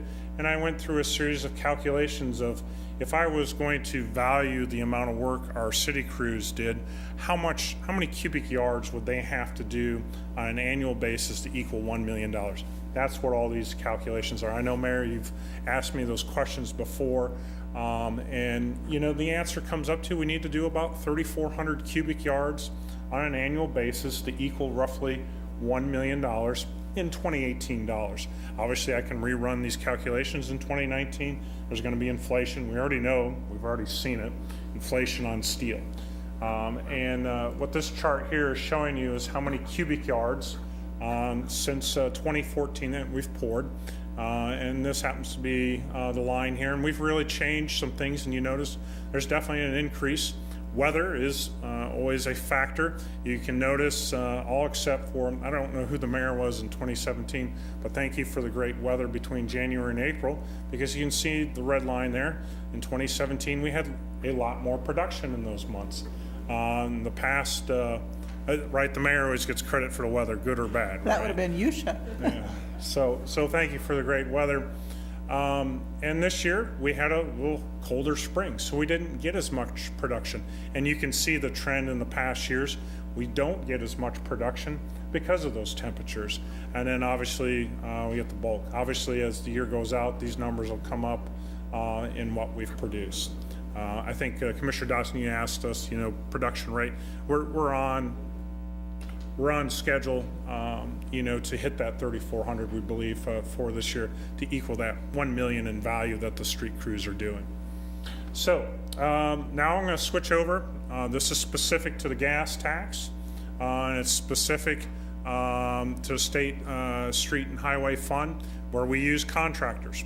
Everything that I happen to have listed on this page here is all asphalt work, and we've spent time in both arterials, major collectors, and local streets that are on this list. There is still some work that needs to be completed. Brian sent a really lovely note to Schilling. I asked them where they're at for Kimball Avenue in their window between football games. We still have basically from the hospital entrance west to Kenmar Drive that needs to be milled and overlaid to include some curb work. Again, we're staying outside of what the North Campus projects are going to do so that this repair work doesn't get tore up in the future as part of that North Campus corridor. There's also a segment on Dickens, and there's a segment off of Wreath on Kimball Avenue that needs to be done as well by Schilling. Then kind of switching over to the sales tax, our special street maintenance funds, roughly $2 million in revenue. Obviously, 5% goes towards safe routes to school, and I'll kind of highlight that here in a minute. We have awarded a number of different contracts. I know some of you have all been asking, okay, when are we getting to the Berry Streets? Yes, we still have money. I know Mayor and Commissioner McKee, you've gotten questions. Yes, we still have money.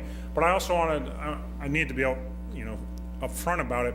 There is going to be, it's not going to just be 1 year's worth of work. There's a lot of work up in the Berry Streets. So it's not only going to be 2019, it's probably going to be in 2020 as well. And that's what we're doing is programming multiple years. You're also going to see next week an award. Again, one of the promises that we made to the community was that we wouldn't bond street maintenance projects. We would not use temp notes, we would not use bonding costs. So in close monitoring with Bernie and his staff, who are always extremely helpful, we have another bid package that we put out, and then you're going to see an award next week for roughly $1.4 million. Again, addressing more areas of the community and trying to keep moving forward in these various different subdivisions to improve those roadways in front of folks' homes. So I think right now they're pounding away. Our contractor on Claflin Road, Griffith Drive is done. There is still some more work in the Sunset Zoo area. And then there's still, again, there's quite a bit of cash still in that project to come up to the Berry Streets, and it's certainly going to extend into 2019. Obligation or spent to date, our goal has always been, try and spend roughly $4 million. So this does not include the $1 million in value that the street crews will hit this year. It also doesn't include the $1.4 million that we're going to ask you to consider next week. So we're going to be well over $4 million spent, or $4 million in value for the community. And this program's been up and running for roughly 15 months since we started collecting the first penny.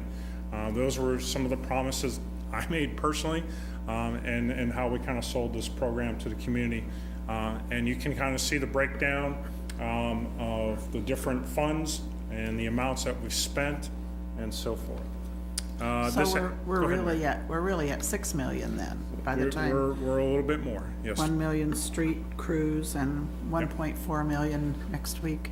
Yeah. Okay, thank you. Absolutely. And I'm here to tell you, if we didn't have, this 1.7 million from what the voters approved, we would not be as aggressive as we are. And I don't know if you all remember, we have, already has been completed. They've taken a van around, driven around the community. They've done a pavement assessment. We have a pavement QC, QA process of different types of deterioration on pavement that we're working with the consultant, and they're going to give us a grade for roadway segments. So we're going to get a pavement condition index rating for each roadway segment in the community, and kind of like grade school, 0 to 100. And we want to keep our grades above 70. That's the goal. And as that data comes in and we look at proof and spot checking their data, I'll have more information in the spring on what you've seen, the colorful maps. Green and blue is good pavement, and the red and yellow is not so good, and is the poor grades. So I'll have more data and more things to share in the spring when all that comes in, and we'll have lots of fun with spreadsheets this winter. This just a real quick chart in terms of expenditures, Special Street and Highway Fund. Again, gas tax that's transferred from the federal government to us. Again, quick map, sorry for the scale. I know it's a little tight. It's everything that I listed in Word form. Again, the only thing that we haven't completed is up there on Kimball Avenue, and then you all approved a change order for a little piece on Wreath, as well as up on Dickens as well. That still needs to be completed by Schilling. And we still need to get to the Northview area, and we're kind of pounding away on Claflin right now, and we have more work to do up in the north. Say a little bit more about Kimball. Sure. That I'm thinking of the approach as that descends there by Blue Hills Shopping Center. No, That seems we're not gonna be in that particularly segment. rough. Yeah. Is that a next year project? So, Yeah. So that's kind of, I guess that's some of the intent of the purpose of the survey of Okay. all the streets. all right. There's segments like that. Yeah. We're going to have to, and actually, I think, Brian, you've got in this next award to deal with some of those joints. We have a joint replacement component on this next bid that actually addresses that section. And then what Brian and I are looking at, similar that we've done on Dennison Avenue, from Anderson Avenue all the way up to Claflin. We did, I don't know if you remember back in 2006, we did a concrete panel replacement, and then we did a Nova chip. I think Commissioner Dodson, you asked me a question about microsurface, or there was another product out there too. The one that we're considering for Kimball in 2019, which is an asphalt product, is an ultra-thin bond overlay. It's a very thin bond. It helps improve that ride quality, but we got to fix those joints first. Absolutely. Okay. I'm sorry, Mary, any other questions? I'll keep going. Safe Routes to School, we have awarded, and I believe actually we've constructed everything in Phase 2A. So everything in Phase 2A is already completed. Phase 2B bids, February 20th. And those are the other projects that are listed. Actually, I'll just kind of go to my update here. This is the new slide that's in your packet that I provided to you all. When we went around and we sold the program to the voters, we had roughly 32 different projects listed at the various elementary schools. We've now completed at least one project near all the elementary schools, or I should say at least funded one project near all the elementary schools. And we have roughly 16 more projects remaining. We put in an application for KDOT for more grants. And what we discussed in our last committee meeting for Safe Routes to School program is we want to go actually back out to, and probably a good slide here. Yeah, so I gave you this slide here, this handout, in working. Eric's staff, Samantha, it's been really great. She's doing a super job for Eric and John in community development, coordinating with my staff. Our intent is to kind of take those 16 projects we have remaining, which are more expensive. They do have retaining walls, and it's going to cost a little bit more per foot to construct them. We want to go back out and meet with the school district, meet with the, I think PTA, I forget what, parent, teacher, that's not right. I call them site councils. I think, yeah, I call them site council. I don't know if PTA is the correct term, but PTA, okay. And the intent is, again, engage them, because that's how we came up with the first 32. I mean, we engaged them, and, over time, new needs are observed. They're there daily. We aren't. RCPD, we talked to one of the lieutenants about making sure they talk to the officers. What do they see when they patrol those school zones? What are some of the deficiencies they observe? So the intent is, again, let's evaluate not only the 16 we have remaining, but are there new needs or new things that are out there? And Samantha's been kind enough to kind of lay out a timeline, and our intent is to kind of bring that back to you all in April and have a discussion again with that next update. Again, Yeah, go ahead. Rob, so I was talking to one of the city council members of Ogden, and I refreshed my memory on where the sales tax and the Safe Routes to School applies to Ogden. I understand it was a Manhattan initiative. Yeah. So was some of that money designated to them, or was that different? Because they're anticipating something with Safe Routes to School, and he was talking about the sidewalks not going to be going in for a couple of years or something. Yeah, so our sales tax is specific to the city limits of Manhattan. The KDOT grant funding opportunities, Ogden is certainly eligible to apply, and they take their plan, their phase 1 plan, they say, well, we think projects 3, 7, and 10 are our priority projects, and we can execute those, and they can apply for KDOT granting. So They have KDOT funds, and we have- have our sales tax. So I just wanted to clarify that. and what we are doing is we are, frankly, we're trying to multiply. Here we are 15 months into the program. Originally, we said we were going to spend about $100,000 per year. We're 15 months in, we're almost at the halfway point. We're going to bid in February here, and I've chewed through half of my projects. And the reason why I say multiplier is that there's a cost share. KDOT's picking up, 80%? KDOT's picking up 80% of the cost of the project. Yes, we do have to do more design. We have to meet all their engineering standards. But we're leveraging, and it's not free money. I'll be real clear. It's not free money. I just don't like that money going to Lawrence. I like to beat them. I like to bring it back to our community and multiply so that we can do more. And that's why we're sitting at 16 out of 32 projects completed 15 months into a 10-year program. Also came with Stephanie Peterson from MPO and the Safe Routes to School. I think Ogden did put in some money, so I think they're on board with this.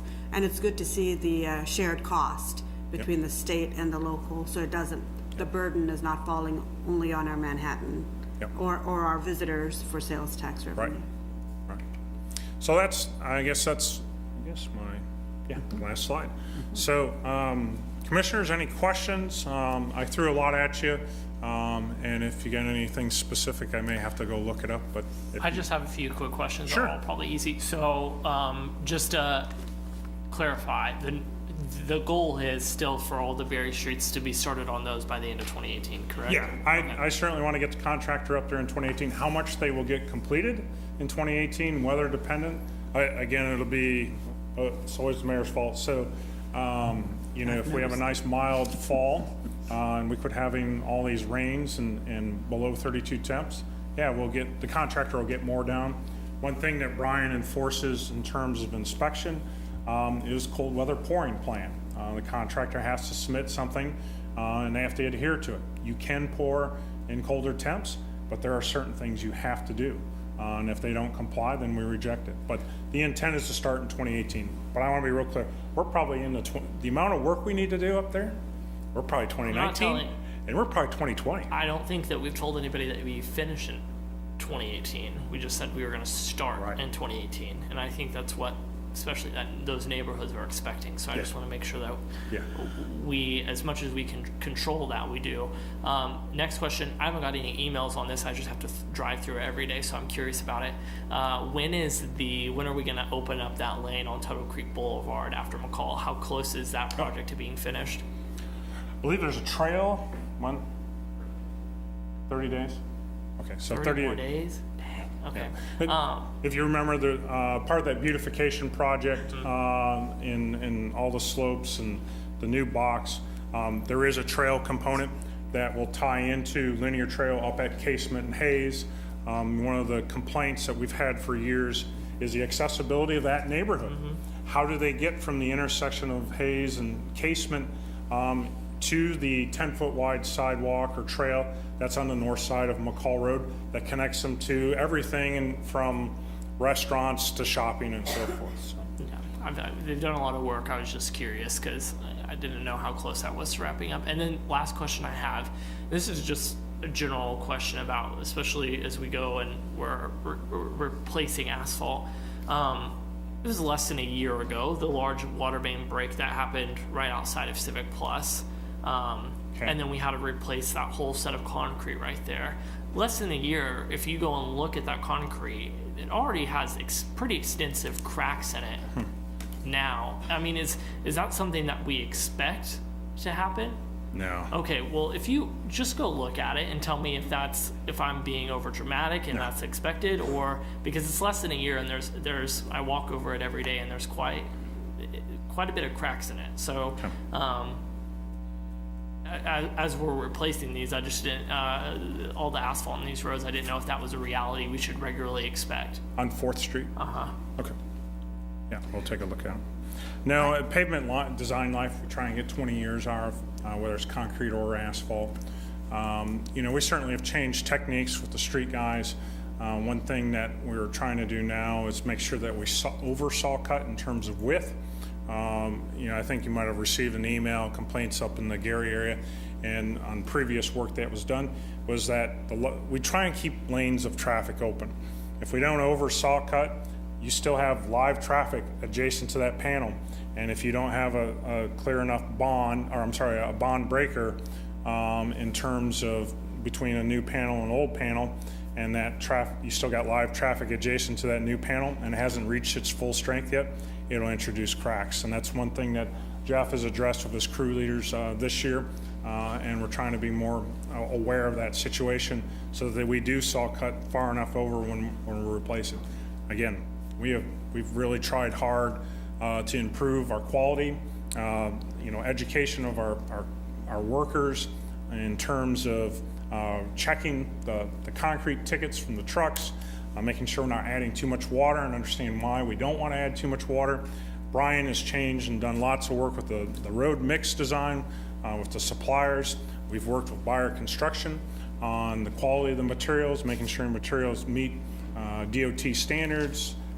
We've really tried very hard since 2009, and we keep changing little things. Yeah, no, and don't get me wrong, that was a little thing I noticed. All the other improvements, there have been drastic improvements in other areas of the community, so thank you for all the work that you do and all the work that your crews do. That was just one little thing I noticed, is I didn't know if that was an expectation when things like that happen, so There probably shouldn't be. that's why I thank I'm you. glad to hear about the improved, I think, standards that we require, because sometimes in the past, our roads have broken up or chipped corners way too early, at least as I'm just a lay person, and I don't know the technical side. So I appreciate knowing that you've done that. Brian's worked a Brian. lot with some independent labs on Good. testing, these various deficiencies, why is something failing? Yeah. And I made changes when I was a city engineer and back in 2009. We didn't even used to put rock underneath our roads as a base. We used native soil, and we put water on it, and we compacted it, and that's all we did. That's when I started. I started in 2005, and as I learned more, I was like, why are we doing this? I changed the size of panels. Think of a lever. A concrete panel is that tire rides over that panel. We all remember it's force times distance, or I'm sorry, length times force is going to produce a amount of pressure at the joints. Well, if you shrink your panels, you're going to have less force created at the joints. So we shrunk the size of the panels. Brian's really gotten into the materials of large aggregate, fine aggregate, as well as what type of fly ash should we be using, combat ASR. Again. Thank you. Good. I feel like I got a lesson in engineering all of a Oh, sudden. sorry. Yeah. I feel pretty good about it. I feel smarter already. So I do appreciate the update. I think, our sales tax, the taxpayers approved the sales tax, and I think they have expectations, and it's good to keep everybody updated. I was concerned about all the construction that we have going in our city, and some of those heavy vehicles, the construction vehicles that might be going on those brick roads that we just redid or in the process of completing on Juliet. And so with more development happening at K-State or any of these other areas, that has been what's been impacting our roads. Not so much in the residential areas, but just on some of our frequent roads. But sometimes they do go into the residential areas because those other roads are busy. So are we doing anything to stop them from using those roads as much? When they push in an address into a GPS, it might show them the quickest route, and sometimes those quickest routes are through residential areas. Hopefully the Google Maps, at least I know, unfortunately I've done a lot of driving in a different town down in Houston, Texas lately. And, they do, I noticed they tend to try and take us on major collectors and arterial type streets. One thing that both Brian and I have done when we were in the city engineer position is, for example, McCall Road. It's not a standard 6-inch. It's actually a thicker pavement. And at West Anderson, we had a pavement recommendation for heavier vehicles. So the pavement is thicker on West Anderson project. So I guess I'm trying to say through design, we've tried to accommodate because I really don't want delivery trucks on local streets. We do want them on our arterials, and we do want them on our major collectors. I don't want them next to people's homes. I don't control Google. I think that's the only thing. Other than, I think everything else is going rather well. I don't get nearly as many emails as we used to about residential. Of course, the snow and the potholes and all of them, have subsided. So we might see that in the few months coming ahead. But so far, I think people have been very cooperative and have understood what's going on, and I think the updates are essential to see where their taxpayer money is going. The only other thing I'll say about the Google Maps that I've noticed too, our route classification that we have through the MPO, I've noticed in different communities the thickness of the line on the maps and stuff. Obviously, the higher classification, Again, we don't control Google, but No. I think their algorithms are getting better in terms of routing you, the driver or the Uber driver, from A to B and trying to use those, not cut through local Right. streets. Yeah, well, thanks once again, I do appreciate the updates. The other thing you've done is not try to fix a road while there's still a lot of heavy vehicles going over it. So we're doing that in the North Campus corridor, and we're also doing it to a certain extent in Grand Mayor where they're building out there, so. When you mentioned the vans going around and look, and I've probably forgotten, but at one point we had we're going to have something like a towed sonar so we could find out what's going on underneath the surface of the road. And I think you told me that was too expensive. Yeah, it got cut out of the scope. Honestly, it really increased the price of the project, and we cut it. The more we talked with the consultant too, Commissioner, we found out that Jeff's guys, in order to calibrate that sonar or that ground penetrating radar, he would have had to done a ton of core samples. And by the time you do a ton of core samples, you can figure out what's underneath the roadway anyways, to calibrate it. And we have lots of different pavement types, unfortunately. We have concrete with asphalt over it. We have brick with asphalt over it. And we have full depth asphalt. So we have almost 5 different pavement types. And in order to calibrate, it was just too much, Commissioner. Yeah, my worry is that because of our climate, we can't achieve in some areas the kind of flexibility of the roadway that you need to accommodate those heaves, and we kind of have what we have. The other question I have has to do with mill and overlay and the impact on the curbs. Okay. We have some areas in town where and I don't know if it's just been a straight asphalt add or if it's a mill and overlay, but we're filling up our curb height. Yep. So we've got, instead of having 8 or 9 inches of curb, we have 4 inches left. Yep. And so drainage is not good.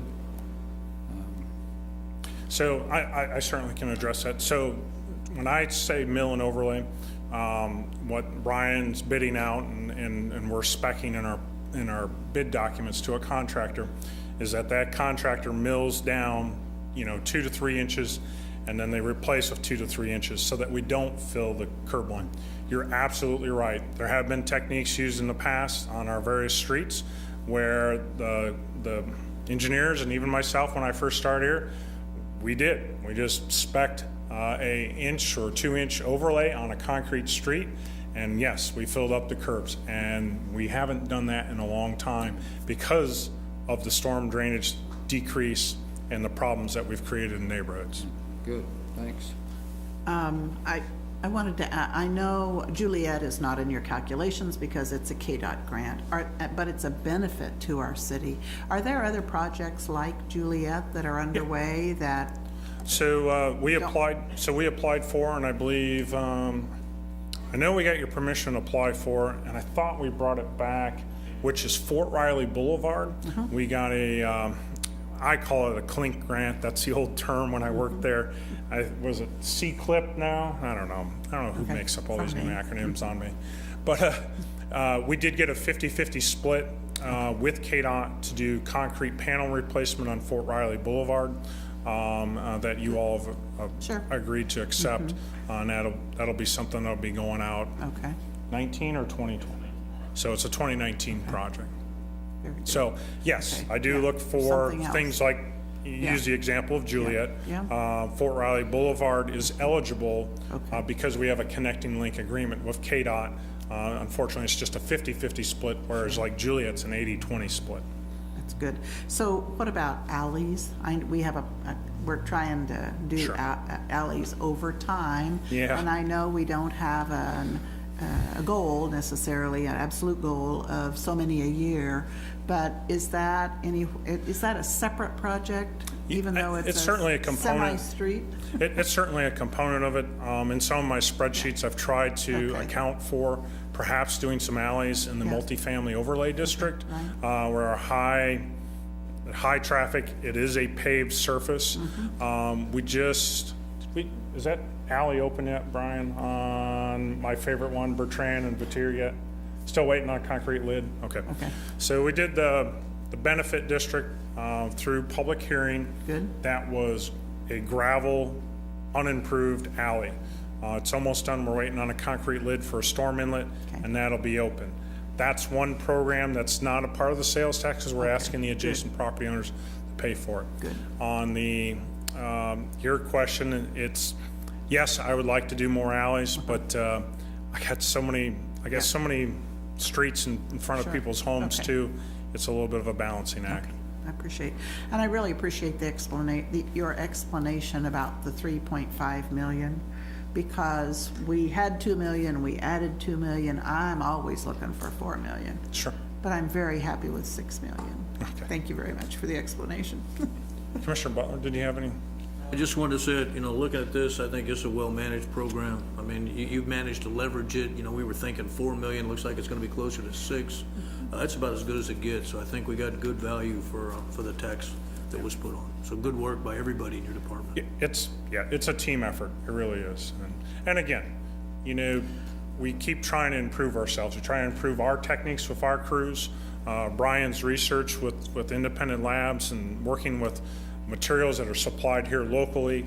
You know, Byron has been a good help in understanding what they have available, because importing granite from South Dakota is silly, and we're not going to do that. We're going to try and use local resources and techniques that KDOT's approved, so that we get the best value that we can for our communities. Okay, Brian and Rob and Jeff, tell your street department and public works that we are pleased with the product and what you've reported this evening, and keep up the good work. I don't know, you still got some citizens here, so I don't know if you got public comments. I plan to do public Okay. comments, so yeah, you're fine. As long as the commission was talking, it was okay. I'd like to open the meeting to anyone from the public that wishes to comment. If you'd please come forward. Seeing no one, I'll close the public comment portion and thank everyone for this good discussion this evening and collaboration. Thank you, and we're adjourned.